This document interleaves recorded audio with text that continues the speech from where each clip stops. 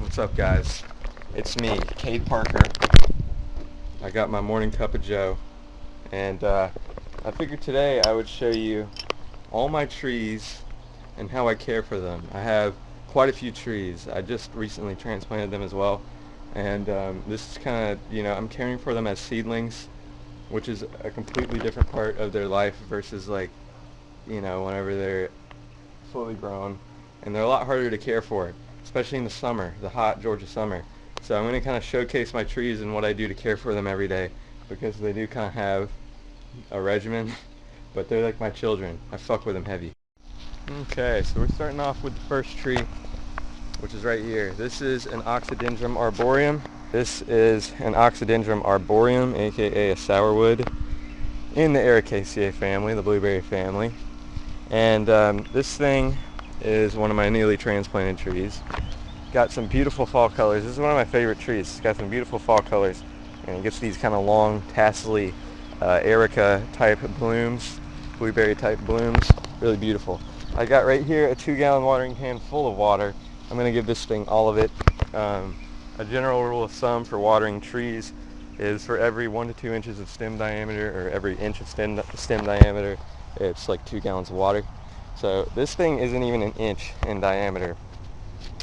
So I'm going to be giving it this whole thing, which may be a little bit overboard to a lot of people, but it is the Georgia summer, and we're entering a drought right now. So I'm just going to go ahead and water this thing with the whole 2 gallons, and I'm really making sure that I will put the water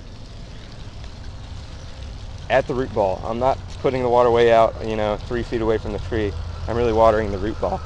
And it's really important whenever you plant these trees to make kind of a dirt berm around the tree.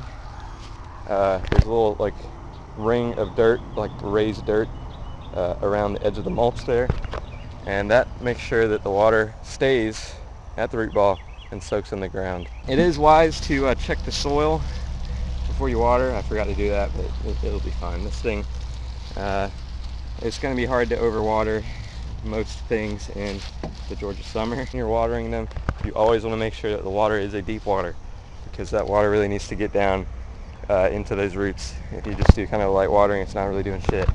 So be sure you water them johns deeply. Yeah, that's the first tree, Oxydendrum arboreum. Intolerant of air pollution. That is an interesting trait about this. But yeah, one of my favorites. All right, now this is kind of an all-American, classic all-American tree, and I bought this dormant, and as you can see, there's some buds coming out. I don't know if you can see that, but there is a bud coming out, a few buds, actually. I bought it dormant, bought it kind of late in the year. So again, I got 2 gallons. I'm going to give this thing all of it. Black walnuts, especially in their seedling phase, need a good bit of water, but they are also susceptible to root rot, so you got to be careful. They're also really intolerant of competition, so this thing, especially tree competition, because this thing really likes full sun. Yeah, this thing's a jealous little guy. That's a good way to put it. See, I watered it too fast because the water's starting to escape out of the berm, but that's my fault. I was surprised that this started budding so soon. I have another dormant tree that I will show you here in a second. Okay, so this one may look a little bit disappointing because this is kind of like a twig. It looks like a Charlie Brown tree, but this is a Fraxinus pennsylvanica in the Oleaceae family, the olive family. Green ash, they call it. Ashes are some of my favorite trees. Fraxinus is one of my favorite genera. And this is green, so I think it's taking root. It just doesn't have any buds on it like my Juglans does. I'm sure he'll make it. These adapt pretty widely to a bunch of different types of soil, and they really like wet areas. This thing grows better in oversaturated and kind of acidic, nutrient-poor soils. And you do find them down here in Georgia, but not quite as much as you do up, North Georgia, Midwest especially. Right here we have an Anaceae member, Asimia triloba, otherwise known as pawpaw, growing in this kind of swampish area. And you'll see I had to put up a screen here to kind of shade it from the morning sun because it gets morning sun from that way. And an ACA family, a sister family to the magnolia family, and the laurel family. You can see these leaves. They do look like a laurel. They look like an avocado or something, which is part of the laurel family. And this buddy's had some issues, I can't lie. It's kind of getting some transplant shock. A bird or something, I don't even know what happened, but I came out here one morning and one of the big twigs, or one of the big branches, was just snapped, so I had to prune that. So it's missing a major branch, but it's still holding up. I think the screen is going to help it. I just put that up yesterday. And then right next to it I have some Asclepias incarnata that I planted, and again, also having some transplant shock. So this is my Crataegus marshallii, otherwise known as parsley hawthorn or Marshall's hawthorn. Also got some new growth on it, those red buds. I wish this thing was blooming right now because I love me a nice hawthorn bloom. Rosaceae is the family on that one, rose family. And you can tell it's a hawthorn, it's got them thorns. Zigzag branching, very delicate leaves.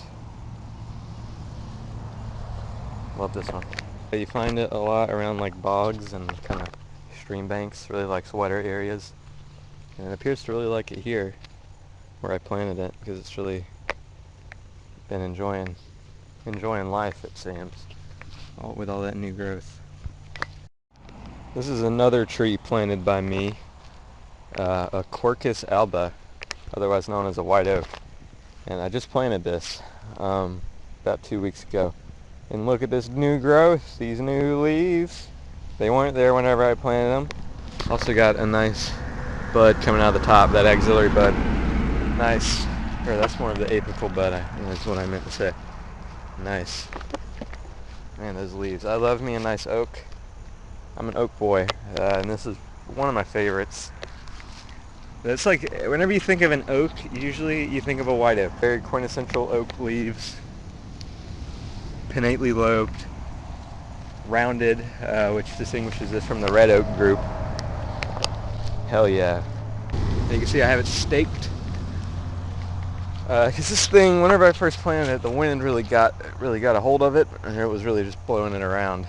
And yeah, I had to stake it, and you can see it's kind of lopsided now because of it, but it's fine. It should grow straight in the end. So yeah, Quercus alba. Alright, I'm taking a short perennial break. It's been a few hours since I filmed the last part about my trees, and this is just something coming up wild in this open kind of prairie type of thing I got going on. This is a Cirsium muticum, and I gotta say, Cirsiums are pretty awesome. Only the disc petals, only the disc flowers, florets, whatever you want to call them, because it is a composite flower. It's an Asteraceae. Look at those phyllaries, those kind of prickly looking phyllaries, although they aren't going to stab you like these leaves down here will. These leaves are really prickly. Those will poke you. This is the scale of the Cirsium. Ow! I'm about 5'9", 5'10", and this thing's probably, I don't know, foot and a half shorter than me. Alright, it's starting to sprinkle on me. But I figured I'd show you another perennial. This is actually one that I planted. This is a Stokesia laevis. I did mulch it just to kind of keep the weeds down and to kind of, reduce the erosion, especially whenever I water it. And this thing's kind of been a pain. It's still going, but man, I've really had to baby it. And it's mostly done flowering for the year, I think. But look at those kind of, they aren't prickly, but they got some kind of soft bristles on them. Them phyllaries in that involucre. Really awesome. And then the base of the leaf margins are kind of dentate. Yeah, Stokesia laevis. Now this is a cool one, and this is one that you can find native a lot here actually, but I planted it here because they transplant well, and they aren't very fussy. They like disturbed areas. This is a Mimosa strigulosa, and you'll notice that whenever I touch the leaves, they kind of contract. It's pretty cool. They call it the sensitive briar, and I think this specific species, they call it a sunshine sensitive briar. There's a Mimosa microphylla that grows around here too, which I think is much cooler. I wish I could get my hands on some of them seeds. But this is also pretty good. Mimosioideae subfamily, so they have those kind of pink puffball flowers. like the invasive albesias do around here. But yeah, that's another perennial I planted.